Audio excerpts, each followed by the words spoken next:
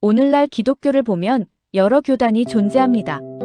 가톨릭, 정교회, 개신교, 그리고 개신교 안에도 수많은 교단이 있습니다. 그러면 이런 질문이 생깁니다. 처음부터 기독교는 이렇게 나누어져 있었을까요? 사실 초대교회는 하나의 신앙 공동체였습니다. 예수 그리스도를 주로 고백하고 사도들의 가르침을 따르며 같은 복음을 전했습니다. 하지만 시간이 흐르면서 역사와 문화, 신학적 논쟁, 그리고 정치적인 상황이 겹치면서 교회는 여러 번 큰 분열을 겪게 됩니다. 오늘은 기독교가 어떻게 나누어지게 되었는지를 역사 순서에 따라 살펴보겠습니다. 먼저 초대교회의 상황부터 보겠습니다. 예수님이 부활하시고 승천하신 이후 사도들은 복음을 전하기 시작했습니다. 예루살렘에서 시작된 복음은 점차 로마 제국 전역으로 퍼져나갔습니다. 그 당시 교회의 중심 도시들은 5곳이었습니다. 로마, 콘스탄티노플, 안디옥, 알렉산드리아, 그리고 예루살렘입니다. 이 도시의 감독들을 중심으로 교회가 지도되었습니다. 초기 교회는 핍박 속에서도 하나의 믿음을 유지했습니다. 그러나 4세기에 들어서면서 상황이 크게 바뀌게 됩니다. 로마 제국이 기독교를 공인했기 때문입니다. 313년 로마 황제 콘스탄티누스는 기독교를 합법적인 종교로 인정했습니다. 그리고 380년에는 기독교가 로마 제국의 공식 종교가 되었습니다. 이로 인해 교회는 빠르게 성장했지만 동시에 새로운 문제도 나타났습니다. 가장 큰 문제는 예수 그리스도에 대한 신학적 이해였습니다. 예수님은 하나님이신가? 또 동시에 인간이신가? 이 문제를 놓고 교회 안에서 큰 논쟁이 일어나게 됩니다. 431년에 열린 에베소 공의회에서는 네스토리우스라는 인물의 가르침이 문제가 되었습니다. 그는 예수님의 신성과 인성을 너무 분리해서 설명했습니다. 그래서 교회는 그의 가르침을 잘못된 것으로 판단했습니다. 이 사건 이후 일부 교회가 교회 공동체에서 떨어져 나가게 됩니다. 그리고 451년에는 칼케돈 공의회가 열렸습니다.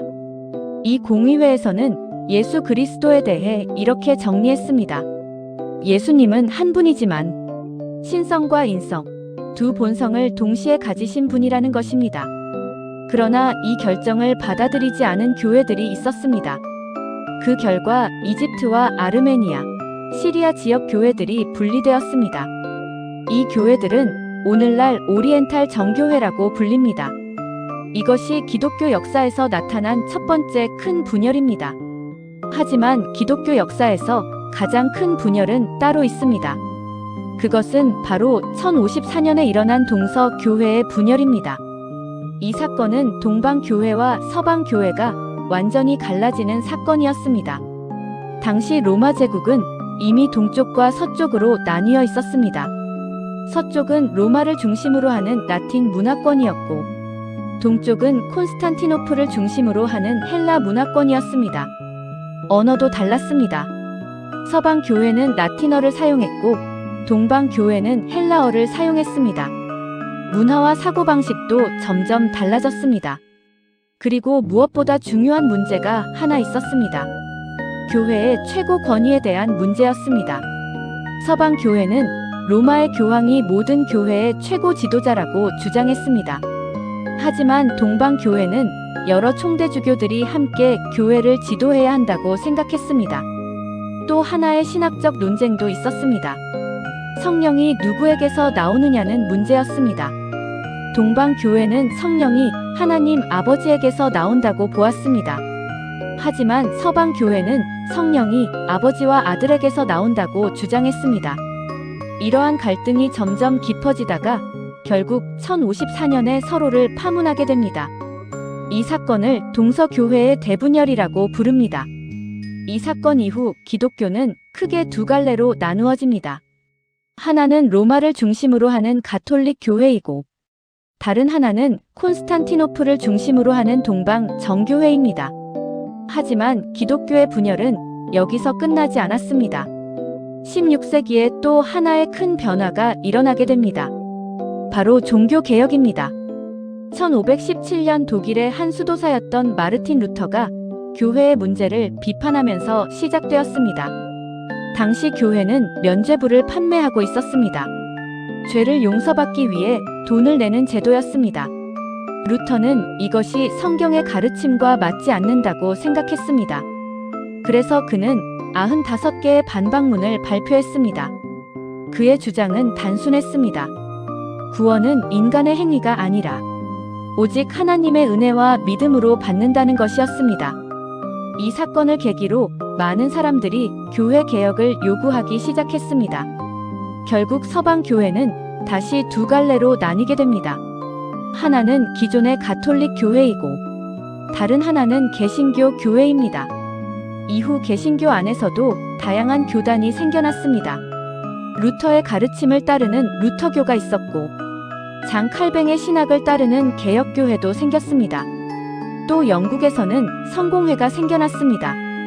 시간이 지나면서 감리교, 침례교, 성결교, 오순절 교회 등 다양한 교단들이 등장했습니다. 그래서 오늘날 기독교는 크게 세 가지 전통으로 나누어집니다. 첫째는 가톨릭 교회입니다. 둘째는 동방 정교회입니다. 셋째는 개신교 교회입니다. 하지만 중요한 사실이 하나 있습니다. 교회가 역사적으로 여러 번 나누어졌지만 예수 그리스도를 구주로 믿는 신앙의 중심은 동일하다는 것입니다. 초대교회가 고백했던 복음의 핵심은 지금도 변하지 않았습니다. 예수 그리스도는 하나님의 아들이시며 십자가에서 우리의 죄를 위해 죽으셨고 부활하셔서 우리에게 생명을 주신다는 복음입니다. 기독교의 역사를 보면 인간의 한계와 갈등도 보입니다. 하지만 동시에 하나님께서 역사 속에서 교회를 인도해 오셨다는 사실도 볼 수 있습니다.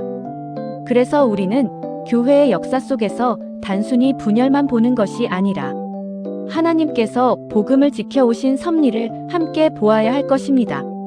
지금까지 기독교가 어떻게 나누어지게 되었는지를 간단히 살펴보았습니다.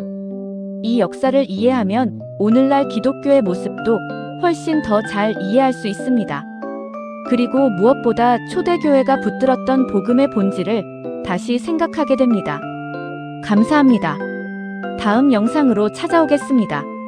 좋아요와 구독 버튼은 저에게 큰 힘이 됩니다.